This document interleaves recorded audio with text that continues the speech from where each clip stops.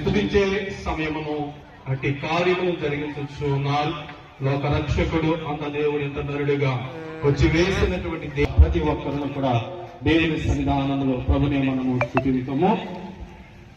ఆయన చేసినటువంటి ప్రతి ఉపకారమును బట్టి, ఆయన చేసిన ప్రతి మేలును బట్టి